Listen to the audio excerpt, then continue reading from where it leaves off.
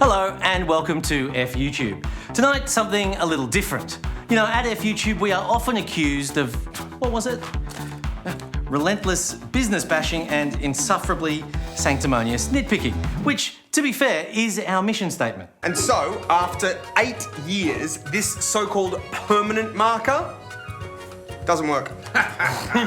So we're going to start tonight with a love story from Brett, who after just a few months on rsvp.com.au found himself in a long-term committed relationship. Aww. I have an iPhone and I subscribe to RSVP on it. Big mistake. I cancelled my RSVP subscription in April 2016 via the RSVP app, but Apple continued billing me $64.99 until I realised 18 months later I'm $1,170 out of pocket. Oh. Brett had told RSVP that his ideal partner was a female between 39 and 52, located within 50 kilometres, not a money-grabbing tech corp located offshore for tax purposes. So, how did Brett and Apple end up joined at the hip pocket? Well, a few months into his subscription, Brett got what seemed like a breakup email from RSVP. It looks like your Premium Plus membership has expired. Brett thought it was over. But the fine print at the bottom of that email said, Premium Plus will auto-renew after 3 months at standard price of $56 per month. You may cancel your subscription at any time. So it had expired, but still had to be cancelled?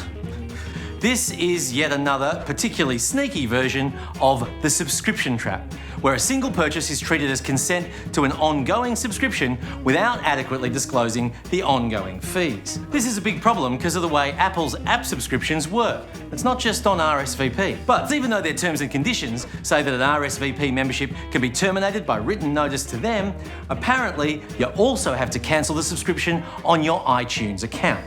Dumb. I should have realised sooner, but my Apple account is registered with an old email. No, Brett, it's not you, it's them. RSVP's email was clearly misleading, and honestly, I think Apple and RSVP have something going on the side, and they're both screwing you. Wow, this is messed up. Thanks, Apple and RSVP. One of you now has $1,170 of my money for nothing.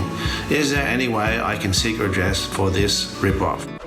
Yes, Brett, there is. This isn't how the companies see it, but both RSVP and the Apple App Store are services which, under the consumer law, must be provided with due care.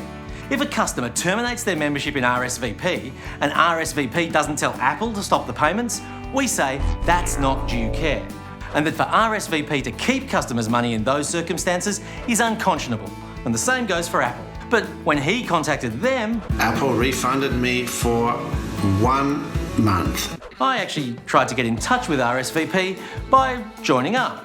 And yes, I admit I did the usual things. I chose a sexy name and maybe my profile pic doesn't look totally my current age. And sure, I talked myself up a bit in the describe yourself section, but despite making myself totally irresistible, I didn't get a response about your situation at all, Brett. Or any response at all. For days. Which, to be honest, was really quite hurtful.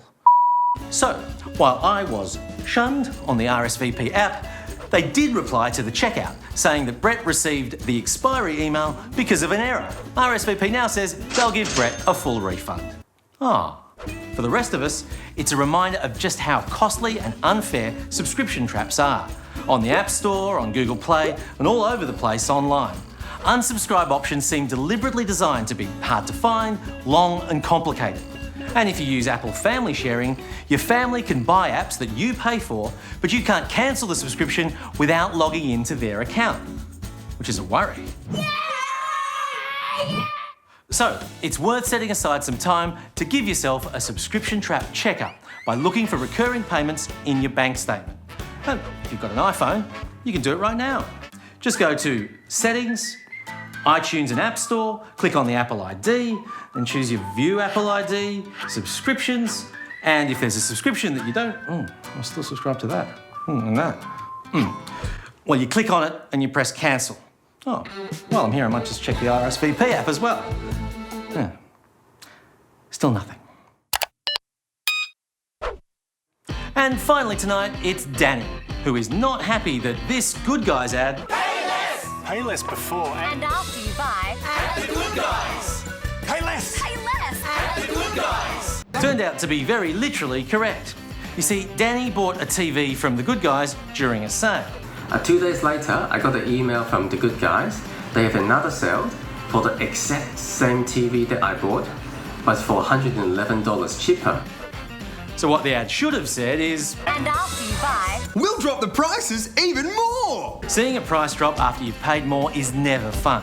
Generally speaking though, that is just a matter of Bad luck. But Danny has some good reasons to be peeved. First of all, On the shop front, there's a sign saying that there's a 30 days price guarantee. sounds like a job for...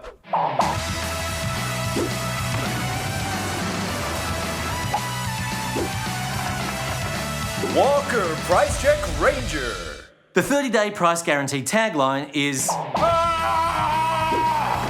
I got this, cowboy. Find a lower advertised price and we will happily pay back 120% of the difference. Yeah! here the lower advertised price was actually from Good Guys, but they refused to pay 120% of the difference to Danny because... Because... I got this. Claims can only be made in respect of an approved competitor's lower advertised price. Hey, yeah. And it doesn't apply to Good Guy's own pricing. Yeah. Good Guys sent us this photo of the sign over the checkout counter in store, which we agree has more details of their exclusions. It's clear, for example, about eBay and overseas competitors, but it doesn't say lower Good Guys prices are excluded. Yeah! But, and here's the second reason for Danny's FU. Before buying his TV, he specifically asked about the 30-day price guarantee.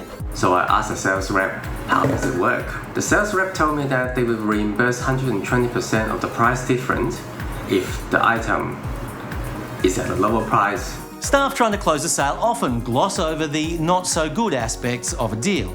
But exactly what they say is important. Because under the consumer law, an express warranty, which means an extra promise about goods by a manufacturer or by a seller, can become a consumer guarantee. Good Guys dispute that, but we disagree. We reckon that Danny was misled, and that if a reasonable person wouldn't have bought the item if they'd known that the unqualified promise wasn't actually true, you are entitled to A full refund! Oh. But Good Guys refused to refund his $111 because he's not a paid-up member of their Concierge Gold service, which comes with a 30-day price shield and costs $239. Or to put it another way, the Good Guys were Being total assholes. Wow, that really sucks. Well, actually, on the 30-day price shield, claimable price difference is capped at $100 store credit. So he still would have been $11 short. Seriously? Walker out. You gonna pay for that? Nah. Can you call me an Uber though? No. In the end, Good Guys agreed to give Danny a store credit. And fair enough too, because it's not that hard for retailers to promote sales and offers without misleading customers. And tiny misleading disclaimers like this, guys, that's not good enough. Good night.